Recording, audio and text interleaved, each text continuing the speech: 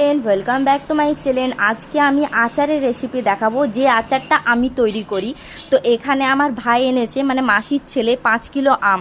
ওদের বাড়িতে খুব আম হয়, তো আমগুলো এনেছে আচার করার জন্য। আচারের পিস করে আমি হলুদ মাখিয়ে নুন মাখিয়ে দিয়েছি ছাদের উপরে।